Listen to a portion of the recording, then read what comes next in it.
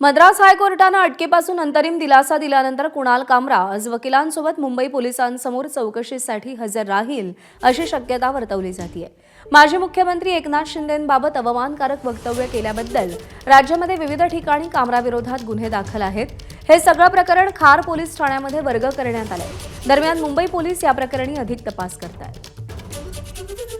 अजय माने आपले प्रतिनिधी आपल्याला अधिक अपडेट देतील। अजय, आज कुणाल कामरा चौकशीसाठी हजर राहील असा अंदाज आहे, काय अपडेट्स आहेत? आपण जर पाहिलं तर 2 समन्स कुणाल कामरा याला दिलं होतं। खरं तर 23 तारखेला कुणाल कामरा याच्या विरोधात जी ती तक्रार करण्यात आली होती आणि पहिला समन्स जो आहे तो 25 तारखेला देण्यात आला होता। त्याच्यानंतर दुसरा समन्स देण्यात आला होता।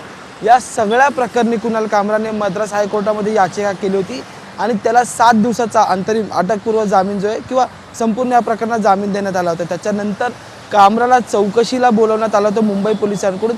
25 तारखेचा पहिला समन्स होता, त्याच्यानंतर आज 31 तारखेला कामराला बोलवण्यात आलं होतं। दुसरा समन्स जो आहे तो 7 दिवसांमध्ये यावं असं म्हणण्यात आलं होतं पोलिसांच्या या समन्समध्ये।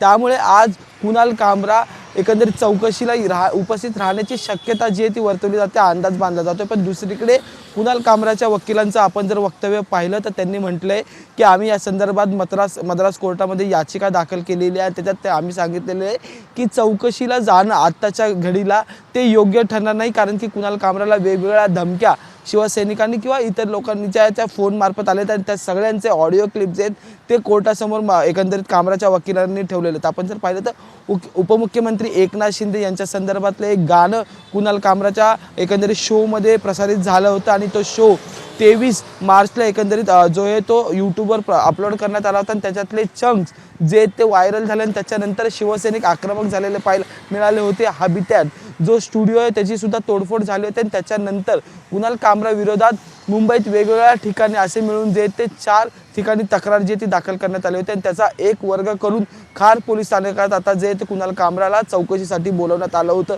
त्या संदर्भातले समन्स देण्यात आले होते। त्यामुळे आज कुणाल कामरा चौकशीला सामोरे जाणार का हा नवा प्रश्न असणार आहे। आणि त्यासोबतच जर आपण पाहिलं तर एवढ्या शिवसैनिक जर पाहिलं तर या संपूर्ण प्रकरणात शिवसैनिकांनी आक्रमक भूमिका घेतली होती। संपूर्ण स्टुडिओ जो आहे त्याची तोडफोड झालेली पाहायला मिळाली। 12 जणांवर या संदर्भात 12 जणांना अटक करण्यात आली होती आणि त्यांना नंतर मग जामीन देऊन ते सगळे 12 जण बाहेर सुटलेले पाहायला मिळाले। त्यामुळे एकंदरीत दुसरा मुद्दा असाच आहे, कुणाल कामराचे वकील तेच म्हणतात की ज्या प्रकारे धमक्या आल्या, ज्या प्रकारे स्टुडिओची तोडफोड झाली, तर आज जर कामरा चौकशीला आलं तर ते त्याच्यासाठी योग्य राहणार नाही असं वकिलांनी जे तो युक्तिवाद कोर्टासमोर केलेला आहे। त्यामुळे या सगळ्या गोष्टींचा विचार करता आज कुणाल कामरा चौकशीसाठी उपस्थित राहतो का हे पाहणं महत्त्वाचं आहे। अजय, अपडेट जाणून घेत राहू। तुर्तास धन्यवाद। एबीपी माझा, उघडा डोळे बघा नीट।